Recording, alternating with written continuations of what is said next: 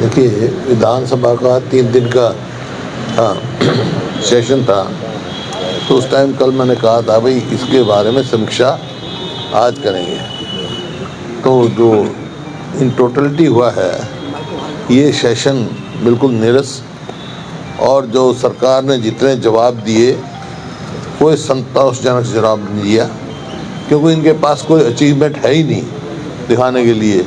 हर उसमें ये जो है पिछड़ते नज़र आ रहे हैं, जैसा हम कह रहे हैं। जैसे बेरोज़गारी का दिया, बेरोज़गारी के आंकड़े दिए मुख्यमंत्री जी ने कि भाई हमारे उस पर एक एजेंसी का दे दिया बेरोज़गारी का, जबकि मैंने उनसे पूछा जो नीति आयोग की है उसके हिसाब से बेरोज़गारी हरियाणा में 9% है, one of the highest in the country, जबकि 2014 में 2.9 थी।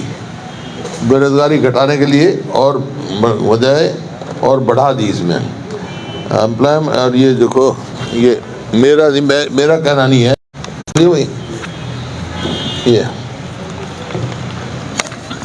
पार्लियामेंट में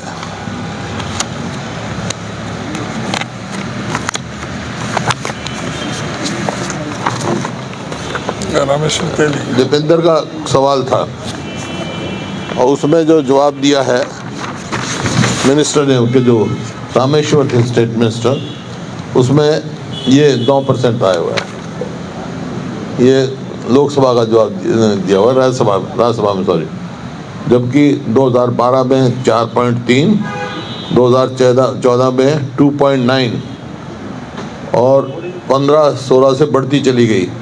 15-16 में 3.3, 16-17 में 5.2, 17-18 में 8.4, 18-19 में 9.3 और ये अब जो है कि 21-22 में 9, ये, जबकि ऑल इंडिया की एवरेज जो है 4.1। तो उससे भी फालतू है बेरोजगारी की। है आपने देखा, इन्होंने जो CMI की रिपोर्ट है उसमें तो 30% से ज़्यादा है। मतलब जो प्रदेश प्रति व्यक्ति आय, निवेश, रोजगार देने में, कानून व्यवस्था में, खेल और खिलाड़ियों में नंबर 1 था 2014 में, आज बेरोजगारी में 1 है। आप देख रहे हैं इसी प्रकार से। और जो इनका मैनिफेस्टो में कहा कि हम तो प्राइवेट नौकरियों में भी 75% जो है जो हरियाणा डोमिसाइल को देंगे। और इनके नौकरी देखो, अभी BDO का कल रिजल्ट निकला है हरियाणा के प्रति।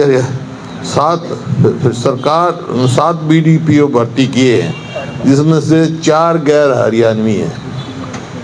क्या मतलब हरियाणा में लायक बच्चे नहीं हैं? इसी प्रकार कोई भी आप नौकरी दिखा लो तो उसमें यही फर्जीवाड़ा मिलता है इनका। और इसमें जो है कहा मुख्यमंत्री जी ने गीता पे हाथ रख के, लेकिन जो पहले हो चुका, फ्यूचर की तो कह रहे हैं, लेकिन जो पहले हो लिए किसको सजा दी भाई? कितने आदमी पकड़े गए? तो मैं बहुत सारे मेरे सामने हैं, वे बिल्कुल विपरीत हैं। फिशरी भर्ती के दौरान विजिलेंस की जांच आदेश 2017 में हाई कोर्ट ने दिए थे, और जबकि आज तक उस जांच का कोई अता पता नहीं। उस मामले में एक ही गांव के बहुत लग गए थे। इसी प्रकार 2018 में हरियाणा स्टाफ सिलेक्शन कमीशन पर रेड पड़ी थी, और उस रेड के बाद कुछ क्लर्क लेवल और उनके नीचे कर्मचारियों को गिरफ्तार करके यह दावा किया गया था कि भर्ती घोटाले का पर्दाफाश हो गया है। लेकिन जब इस मामले में चालान दायर किया गया तो माननीय पंचकुला कोर्ट ने अपने 4 दिसंबर 2018 में जांच से असहमति जताते हुए स्पष्ट तौर पर कहा था कि कुछ लोगों को बचाने का प्रयास हो रहा है। कोर्ट की ऑब्जर्वेशन है, आज तक वह जांच नहीं हुई, आरोपियों को बचाने का प्रयास हो रहा है। इसी प्रकार से HCS की भर्ती में जहाँ सरकार ने विजिलेंस द्वारा मारी गई रेड पर अपनी पीठ को थपथपाने का काम किया था, वहाँ उस भर्ती को कैंसिल नहीं किया गया और सभी सिलेक्टेड कैंडिडेट्स को ज्वाइन करवा दिया गया। तो इस प्रकार से है और एक और जो चल रहा है कौशल रोजगार निगम, इस ये जो है मतलब अब तक एक जेबीटी तो भर्ती नहीं किया इन्होंने, और कह रहे हैं अब इतनी नौकरी दे दी। कौशल रोजगार में जो भी जाते हैं वो तो कॉन्ट्रेक्चुअल बेसिस पे है। हमारी सरकार ने फैसला किया था कि ठेकेदारी सिस्टम ख़त्म करेंगे हम, और ये सरकार खुद ठेकेदार बन गई नौकरी देने के लिए। यहाँ तक कि इजराइल में और कहाँ दुबई में बाउंसर की ज़रूरत है, ये तो वहाँ जरूरत है, पता इसमें खाली ये तो एक किस्म से एम्प्लॉयमेंट वो कर रहे हैं, एडवर्टीज कर रहे हैं, कोई सरकारी नौकरी देने का ये कौशल रोजगार से ऐसे ऐसे इन्होंने काम किया है। और 2 लाख से ज़्यादा जो नौकरियां हैं, रिक्त स्थान है, वो खाली पड़ी है। और युवाओं के साथ जो है एक किस्म से बदा मजाक किया जा रहा है हमारे युवाओं के साथ। बताओ इजराइल में भेज रहे, इजराइल से तो हिंदुस्तानियों ने भी अपने आदमी बुला लिए थे सरकार ने, वहाँ उनको बचाने के लिए मतलब एक सुविधा प्राप्त की थी कि भाई जो हिंदुस्तानी वहाँ पर है सेफ एंड साउंड आ जाएं, ये वहाँ भेज रहे, कोई मतलब नहीं इनका। तो ये ऐसे है। और जो जितनी नौकरी देते हैं खुशहाल कौशल रोजगार में, ना तो उसमें कोई मेरिट है,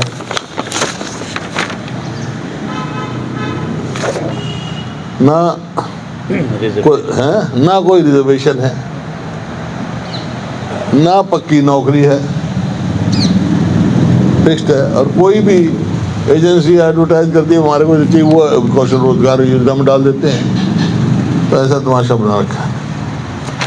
फिर बहुत सारा क्लेम किया गया भाई हमने शिक्षा में ये किया वो किया।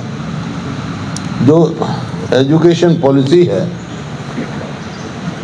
केंद्र की, नेशनल एजुकेशन पॉलिसी, उसमें जीएसडीपी का 8% खर्चा होना, 6% खर्च करना चाहिए, और इन्होंने किया बजट में कुल 2%।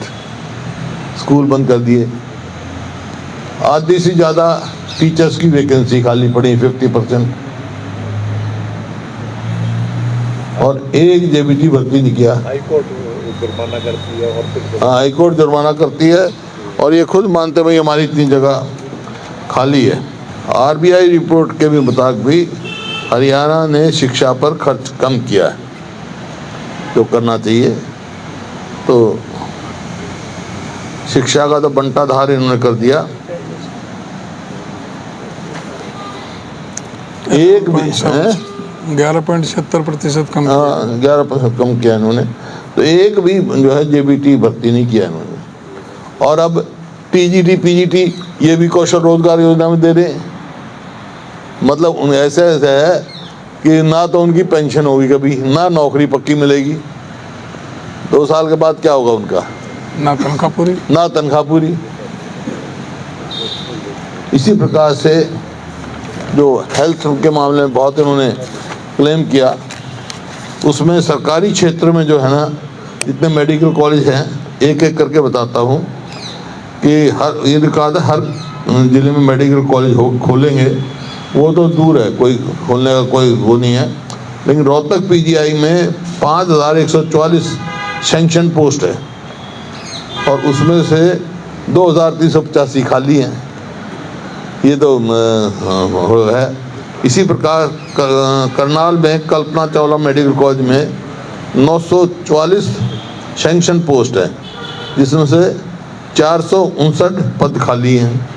हसन खां मेवाती मेडिकल कॉलेज नल्लड़ में 1062 सैंक्शन पोस्ट हैं, जिसमें 670 पोस्ट खाली हैं। कानपुर मेडिकल कॉलेज में 1019 सैंक्शन पोस्ट हैं, जिसमें से 473 खाली पड़ी हैं।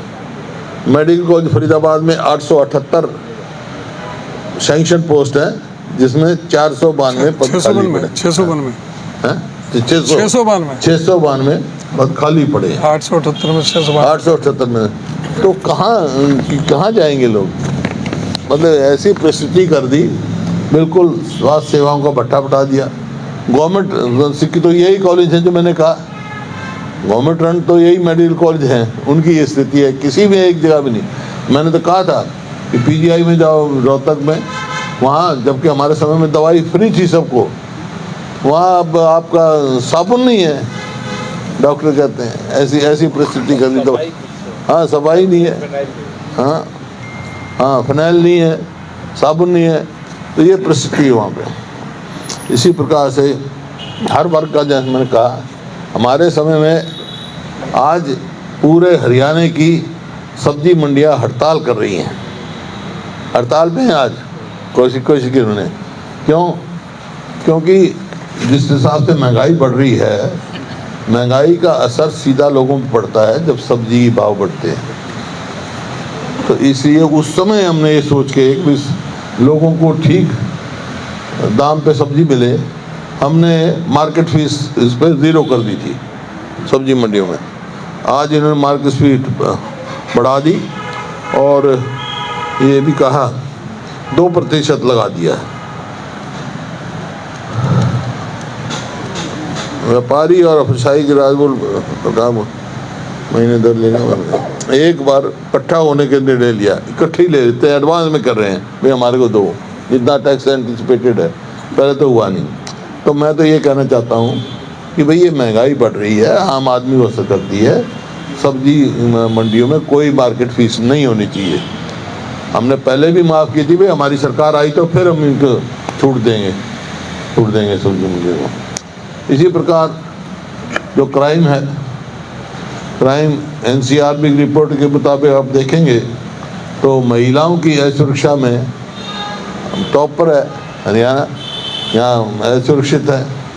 अब ट्रांसपोर्टेशन का मान लो, आम आदमी को रोडवेज़ की ज़रूरत पड़ती है, हर आदमी गाड़ी अफोर्ड नहीं कर सकता। तो इनके समय में मैं बता रहा हूँ, बसें घटी हैं, बढ़नी चाहिए, सुविधा होनी चाहिए। 2014-15 में 4083 बसें थी हमारे पास, जबकि अक्टूबर 2023 में घटकर ये 3119 हो गई,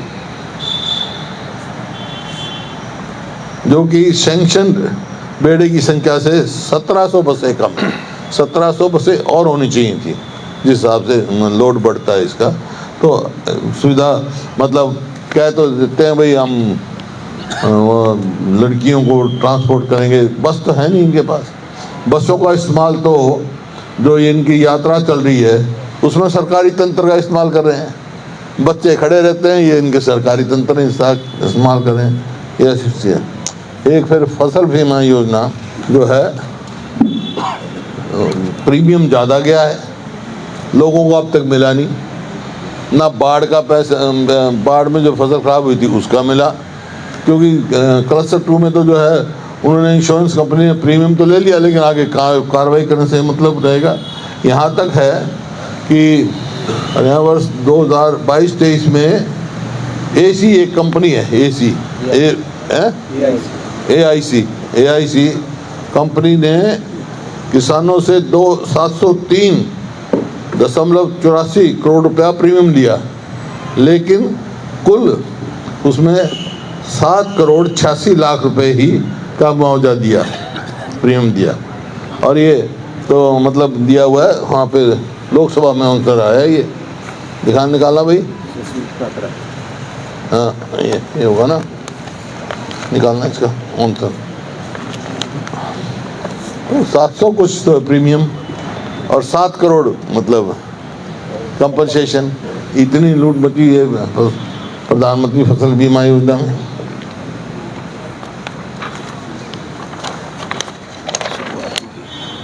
नहीं होता है, एग्री होता है स्मार्ट, इसका जो है ना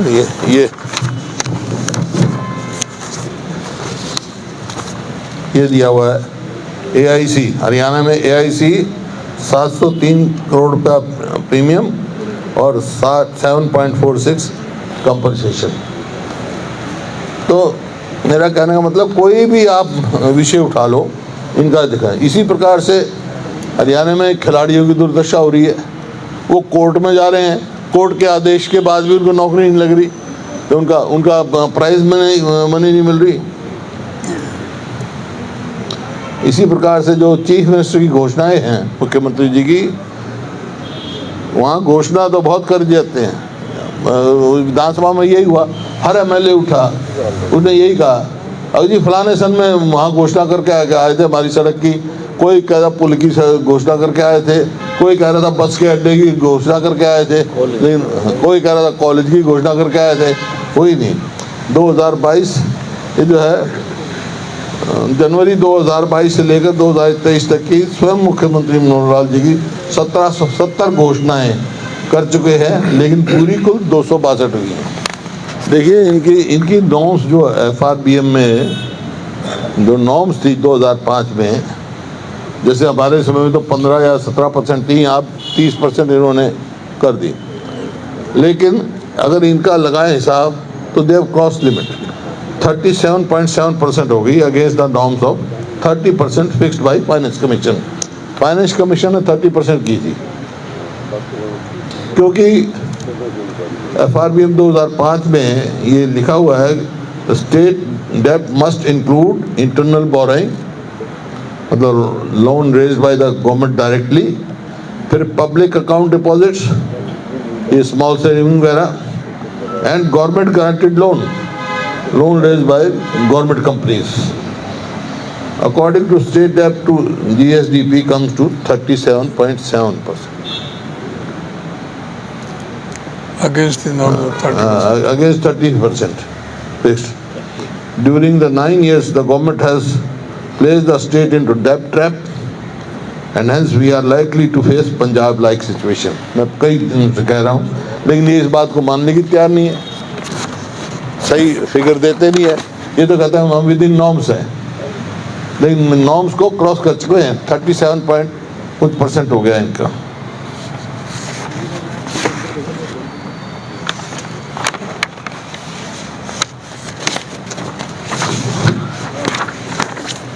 ये मोटी मोटी बात है भाई। बाकी जो हमारी आज मीटिंग थी उसके बारे में अध्यक्ष जी ब्रीफ कर देंगे। हमारे कांग्रेस के विधायकों की और पूर्व विधायक और जो हमारे असेंबली कैंडिडेट से वरिष्ठ नेता, उनकी मीटिंग बुलाई गई थी, क्योंकि वहाँ इंडिया की भी मीटिंग हुई है, इंडिया ब्लॉक की भी, और कांग्रेस का 138 साल कंप्लीट हो रहे हैं 28 तारीख को, तो उसके बारे में मीटिंग बुलाई गई थी।